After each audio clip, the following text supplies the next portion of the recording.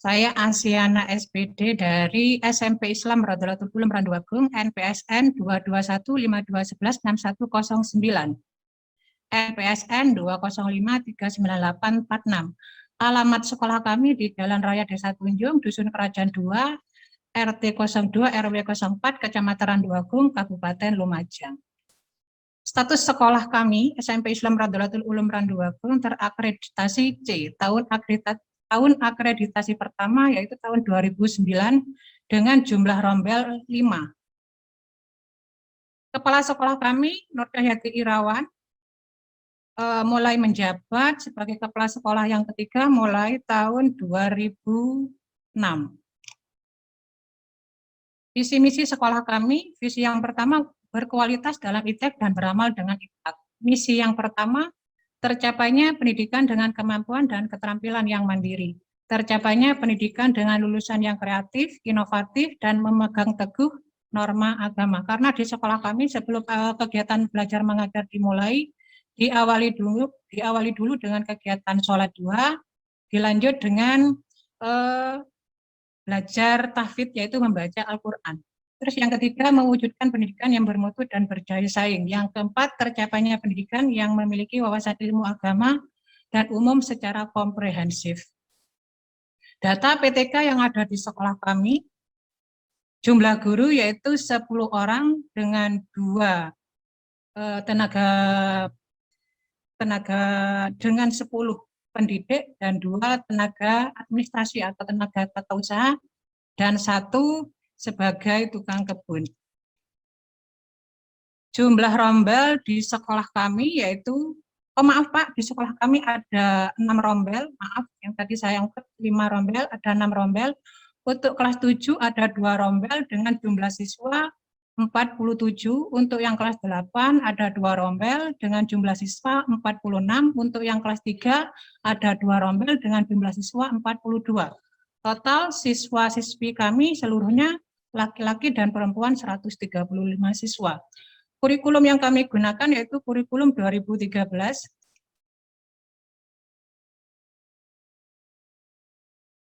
Untuk sarana prasarana sekolah kami terdiri dari 6 rombel.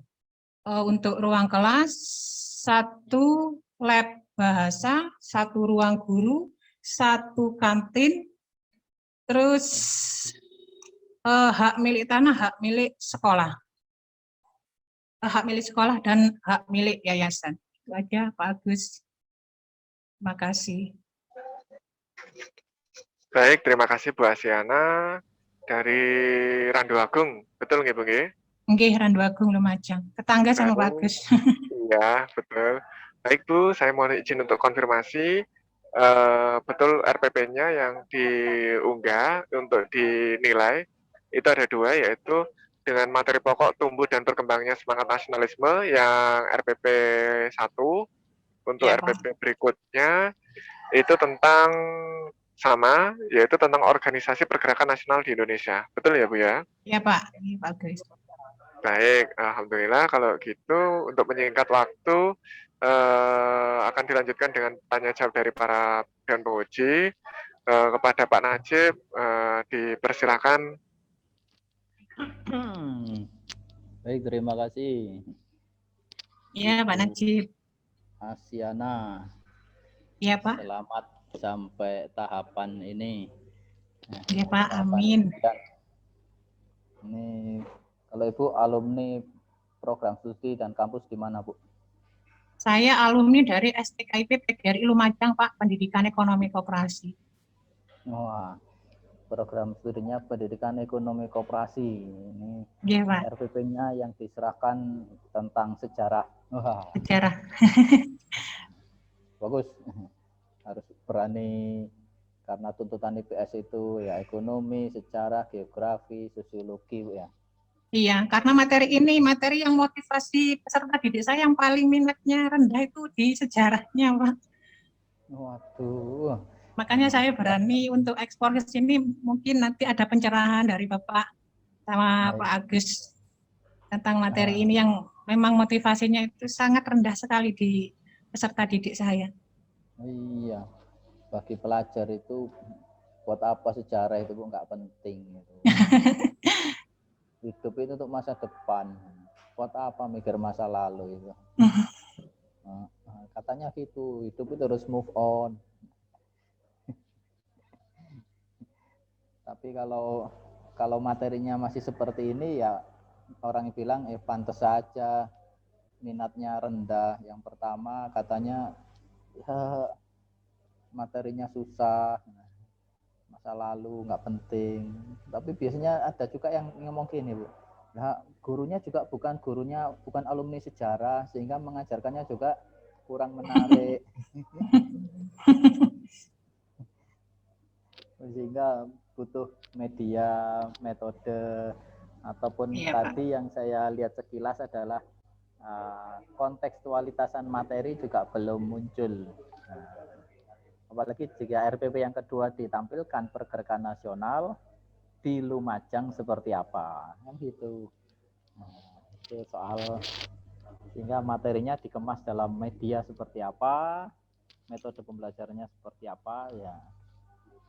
Apalagi kalau misalnya di kota Lumajang itu ada banyak patung-patung pahlawan, ada taman makam pahlawan, siswanya diajak langsung ke sana, ya pasti minatnya juga akan sangat tinggi. Iya, terima kasih masukannya. Baik, yang langsung aja, Bu. Iya, Pak. Ini yang Ibu bikin. Saya lihat sekarang RPP yang pertama ini dalam waktu 2 kali 40 menit. Tujuannya latar belakang munculnya nasionalisme Indonesia. Di situ karena di KD-nya itu menganalisis kronologi perubahan kesinambungan dari masa penjajahan sampai tumbuhnya semangat kebangsaan. Kira-kira yang akan dilakukan siswa ini kalau berdasarkan pendekatan yang Ibu pilih saintifik dengan model problem based learning, siswanya akan ngapain aja, Bu? Yang pertama-tama itu anak-anak itu mengapati, kebetulan saya pakai media gambar di sini, Pak. Pakai media gambar tentang media gambar tokoh politik etis sama pelajar Stovia. Terus ada juga media gambar tentang kemenangan Jepang atas Rusia. Ini saya tayangkan melalui tayangan PowerPoint, Pak. Setelah mengawati, siswa secara mandiri membuat pertanyaan, Pak. Membuat pertanyaan yang nantinya dipandu oleh guru. Dan mengidentifikasi pertanyaan-pertanyaan. Setelah mengidentifikasi pertanyaan, guru peserta didik itu nanti sebagai kegiatan literasinya membaca buku siswa. Membaca buku siswa atau membaca dari sumber lain yang relevan.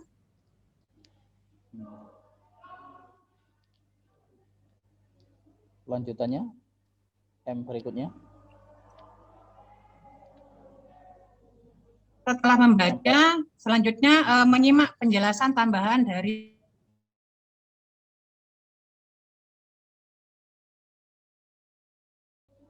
sehingga sampai mengkomunikasikan ataupun mempresentasikannya. Selanjutnya, pertanyaan yang diajukan oleh siswa itu tadi dilanjutkan dengan kegiatan diskusi antar kelompok. Setelah mendiskusikan, mengumpulkan informasi, terus mempresentasikan ulang, baru saling tukar informasi antar kelompok, baru mengkomunikasikan, Pak, lewat presentasi. Sambil ada bimbingan dari guru.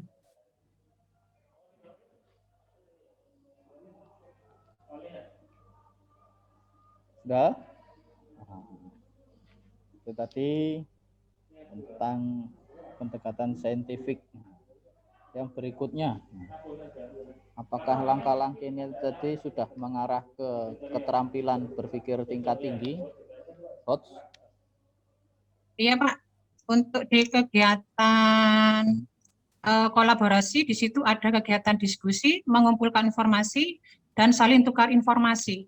Untuk yang kegiatan berpikir kritis, sebelum mempresentasikan hasil kerja kelompok, siswa saling bertukar pikiran, Pak, dan membandingkan antara jawaban siswa yang satu dengan siswa yang lain. Terus ada kegiatan komunikasi, mana siswa mempresentasikan hasil diskusi kelompok. Terus kegiatan kreatif, yaitu dari hasil simpulan itu, peserta didik menyusun poin-poin penting. Terus menjawab pertanyaan dari materi dan menjawab pertanyaan dari materi yang diajukan oleh kelompok lain.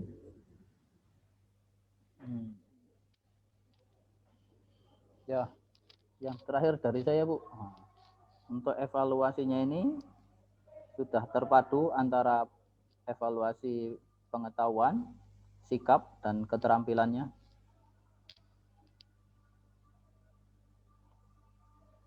Untuk pengetahuan di sini saya melakukan kegiatan penugasan kelompok, dan untuk yang mandiri secara tes tulis, Pak. Untuk yang penugasan kelompok, bentuk instrumennya adalah LKPD. Untuk yang pengetahuan mandiri adalah tes uraian, Pak.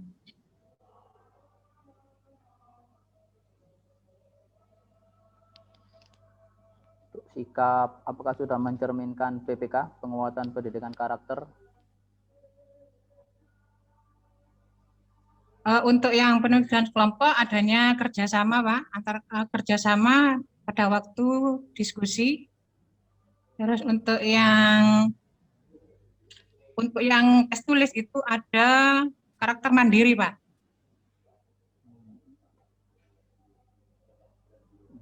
Baik, yang ini juga sudah ada analisis mulai dari C1, 2, 3, 4, 5 ada.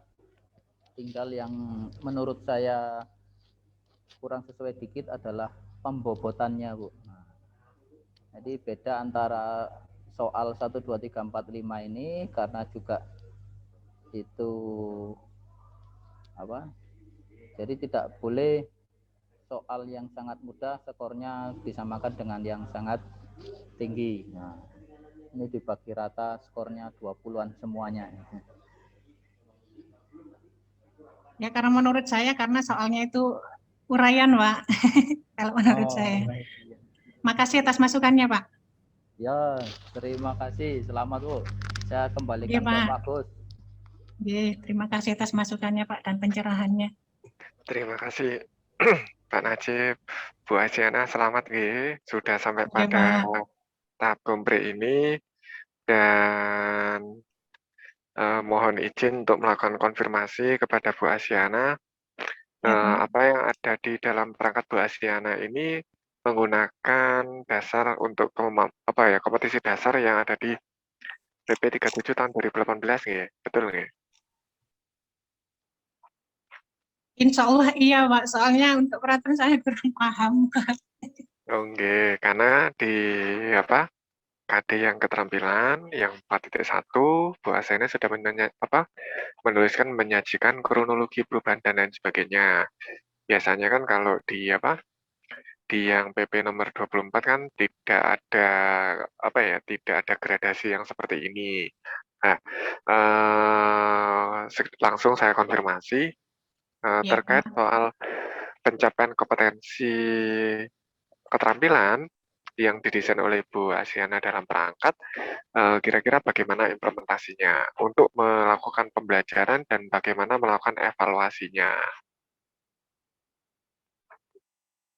terkait soal yang keterampilan, Bu.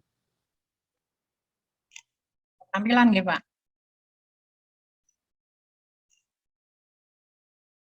Saya akan menyajikan kalau di materi ini yaitu hasil analisis organisasi kedaerahan dan keagamaan pada masa perkembangan pergerakan nasional, Pak. Di sini implementasinya saya menggunakan LKPD. Ini saya menggunakan LKPD untuk tujuan pembelajaran. Peserta didik nanti diharapkan mampu menyajikan hasil analisis organisasi etnis kedaerahan dan keagamaan pada masa perkembangan pergerakan nasional, yang mana nanti hasil diskusi kelompok itu dibuat dalam bentuk pohon pintar. Yang mana tugas dan langkah kerjanya nanti ya, dari pertanyaan analisislah 5 organisasi etnis kedaerahan dan keagamaan pada masa perkembangan pergerakan nasional, yang mana ketentuannya 1, nama organisasi, sejarah kelahiran, tujuan organisasi, bentuk perjuangan. Yang mana nanti hasil dari diskusi kelompok ini nanti dipresentasikan, Pak. Baik. Berarti nanti hasil pohon pintarnya itu yang dipaparkan ke depan kelas atau ke sesama Iya, Pak. kelompok, Bu? Setiap kelompok nanti membuat pohon pintar ya, terus nanti dipaparkan di depan kelas, Pak. Karena nanti ya, inginnya saya nanti setiap kelompok itu dari pembelajaran itu nanti ya, dari materi ini saya bagi menjadi 2 kelompok, Pak. Ada yang kelompok etnis kedaerahan ya, terus ada lagi kelompok keagamaan. Kalau umpamanya ini di real teaching Pak, kalau kemarin di peer teaching itu saya bagi menjadi kelompok. Nanti kalau di real teaching ini nanti saya bagi menjadi 4 kelompok. Ada 2 kelompok yang sama, Pak. Jadi etnis kedaerahan itu ada 2 kelompok, keagamaan itu ada 2 kelompok. Baik. Berarti nanti untuk skenarionya di real teaching, karena untuk PPL nanti sekedar Iya, Pak, saran PPL. karena nanti desain untuk membuat pohon pengetahuan dan lain sebagainya ini tidak mudah, maka nanti buatkan panduan yang detail kepada peserta didik. Karena Ya. apa yang saya tangkap di LKPD seperti tunggu sebentar, saya buka LKPD-nya. Di sini untuk skornya sudah ada, terus kemudian untuk instruksi dan langkah kerjanya juga sudah jelas untuk LKPD. Nah, namun rubrik untuk kerjanya di Manila ya, yang dijelaskan di awal nggih. Iya, Pak. Nah, itu mohon dijelaskan pohon pintarnya itu, maksudnya disusunnya di mana, kemudian butuh alat apa saja, terus bagaimana cara menyusunnya, bagaimana presentasinya, mungkin langkah kerja itu yang perlu dituliskan dengan lebih detail untuk memperjelas bagaimana pencapaian tujuan keterampilan yang ada. Iya, Terus bagus. kemudian saya lanjutkan lagi. Di sini ada materinya yaitu faktor internal munculnya nasionalisme dan faktor eksternal munculnya nasionalisme di Indonesia. Nah, tadi Pak Najib sudah menyinggung terkait soal kontekstualitas materi. Nah, kiranya kalau saya konfirmasi, Bu, apakah materi ini bisa dikaitkan dengan masa sekarang? Bisa, Pak. Enggak. Kalau bayangan Ibu, kalau misal saya berikan kesempatan untuk melakukan perbaikan perangkat, bisa menambahkan apa? Tadi Pak Najib sudah memberikan contoh seperti ke Taman Makam Pahlawan atau museum dan lain sebagainya. Kiranya apa di lingkungan sekitar dari SMP Rodotul Ulum? Iya, Pak. Kalau di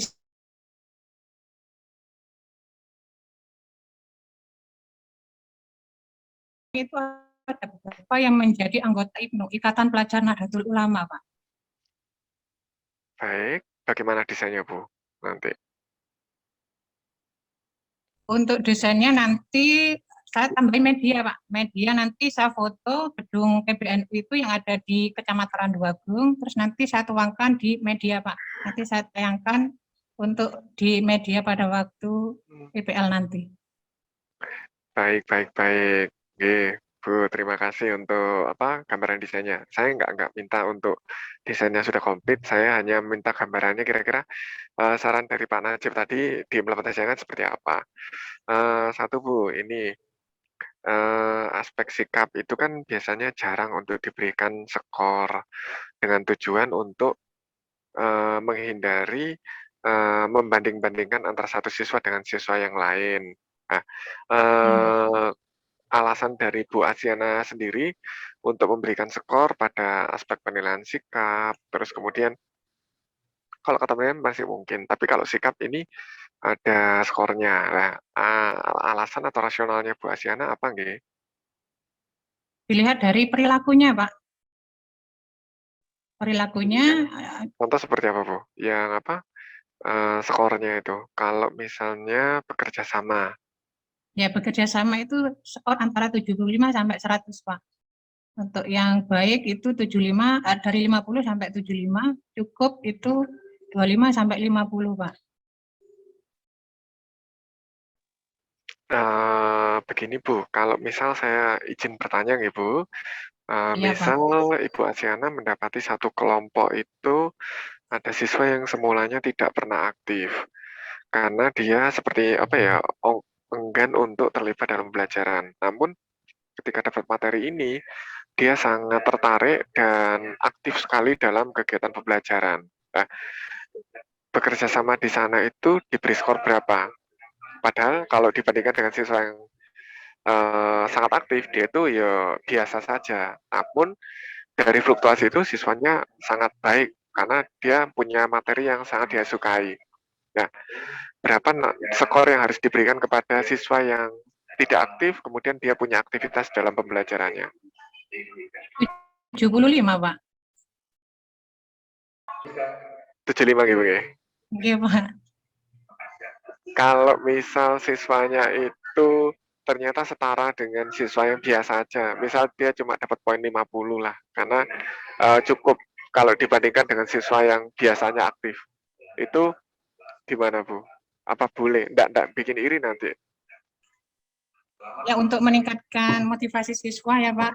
Tentunya saya enggak boleh mengasih nilai jelek, Pak. Paling tidak ya baik, Pak, atau cukup. Oke, baik Bu. Oke. Nah, biasanya poin yang ingin saya sampaikan adalah biasanya dalam penilaian sikap itu jarang diberikan bobot nilai guna menghindari hal-hal seperti itu karena terkadang apa ya, antusiasme siswa terlibat dalam pembelajaran sifatnya fluktuatif. Nah gitu, dan kalau kita kadang ngasih nilai dan siswa mungkin kadang kritis, dia kesannya wah banding-bandingkan, bisa saja seperti itu. Oke. Ya, Pak. Baik, berikutnya tadi sudah sampai kepada penilaian. Di sini pada hal berikutnya yaitu pada pengayaan dan remedial. Saya mohon konfirmasi kepada Bu Asiana, untuk pengayaan dan remedial ini didasarkan pada tujuan pembelajaran yang mana ya? Bentar, Pak Kris.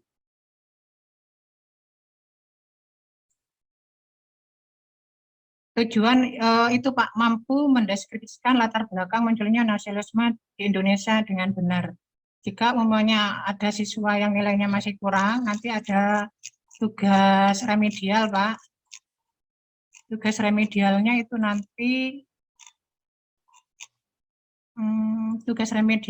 nanti menjelaskan latar belakang munculnya nasionalisme dari rasa senasib dan sepenanggungan, Pak.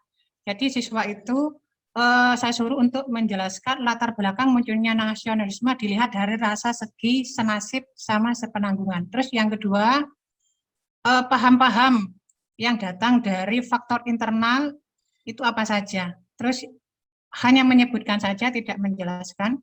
Terus untuk yang pertanyaan yang ketiga yaitu menyebutkan 3 tokoh-tokoh di Asia selain Indonesia yang menjadi faktor utama pergerakan kebangsaan di negaranya.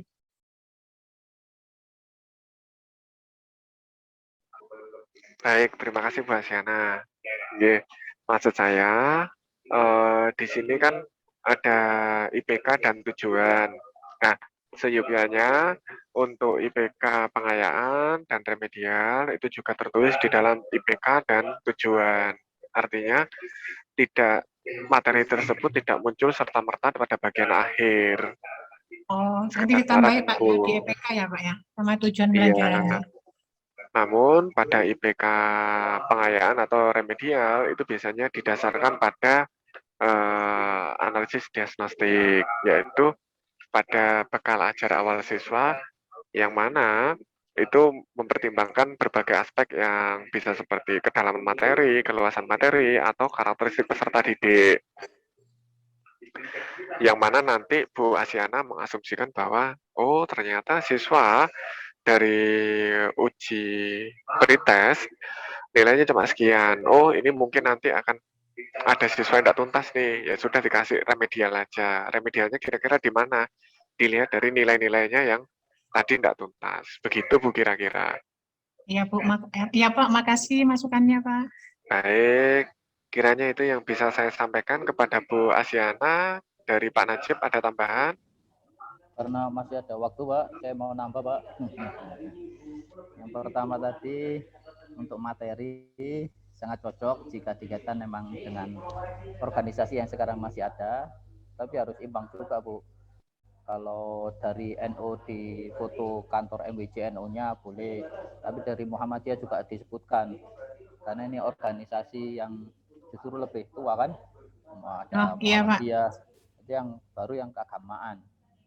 Organisasi kedaerahan juga sebenarnya juga di sana ada. Mau organisasi Kalau maaf ya? Pak, tanya Pak Najib, untuk yang remaja masjid itu boleh nggak Pak Najib, remaja masjid? Kalau bisa yang dikaitkan dengan yang sekarang, untuk nasionalisme yang sekarang, Bu.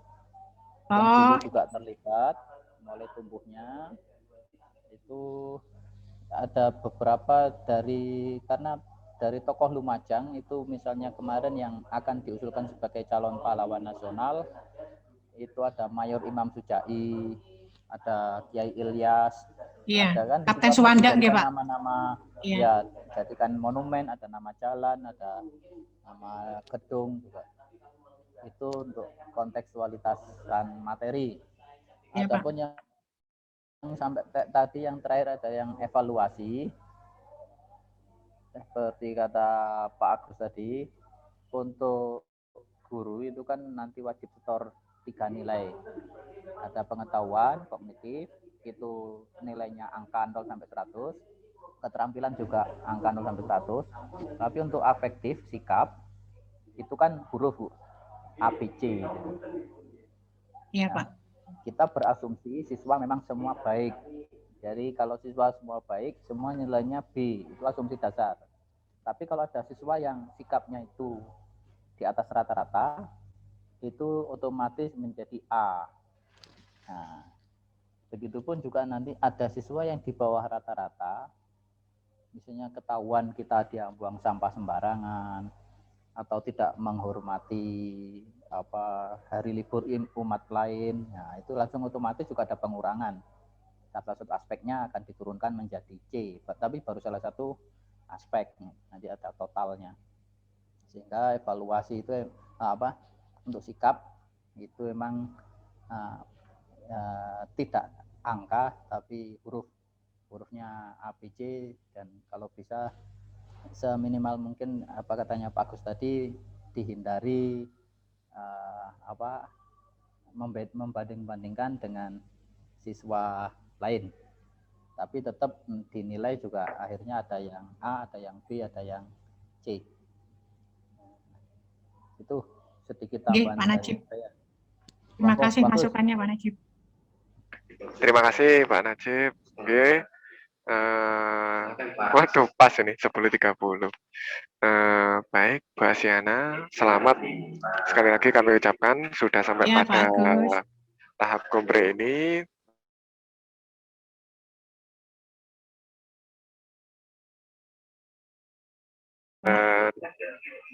Semoga Bu Asiana diberikan kemudahan untuk tahap berikutnya. Amin. Saya kira ini adalah akhir dari sesi kita ini, dan Bu Asiana bisa kembali ke ruang meeting utama. Oke. Selamat nih Bu Asiana. Oke Pak, terima kasih Pak atas masukannya sama pencerahannya Pak Agus, sama Pak Najib. Oke.